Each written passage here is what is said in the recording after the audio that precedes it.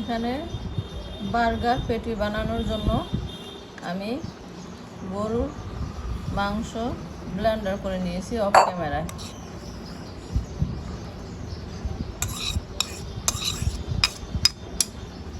এখানে 4 জন খাওয়া যাবে সেই পরিমাণ গরুর মাংস আমি কিমা করে নিছি। তোমরা চাইলে আরও বেশি করে নিতে পারো, মানুষের বেশি হলে। আমি 4 জন পরিমাণে করছি। এখানে দিয়ে দিলাম সাদা গোলমরিচের গুঁড়া 1 চা চামচ, দিয়ে দিলাম বেশ কিছুটা কাঁচামরিচ।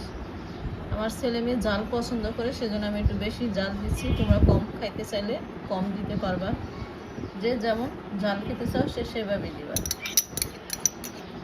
দিয়ে দিলাম কুচানো 1 কাপ পরিমাণ পেঁয়াজ কুচি,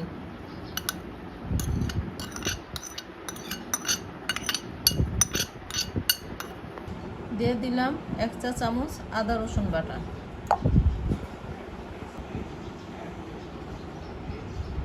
দিয়ে দিলাম শুকনো মরিচের গুঁড়া 1 চা চামচ, পরিমাণ মতো লবণ,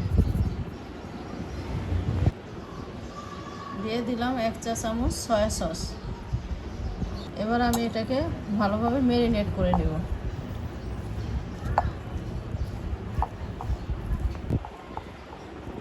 এবার আমি বার্গারের পেটিটাকে 10 মিনিট রেস্টে রাখবো। এবার আমি বার্গারের পেটি বানিয়ে নিব। বেশি মোটা করব না, তাহলে ভাজা হবে না, ভিতরটা উপর দিয়ে হয়ে যাবে কিন্তু ভিতরে কাঁচা থেকে যাবে। সেজন্য আমি একটু পাতলা করে বানিয়ে নেব, যাতে ভাজতে সুবিধা হয়।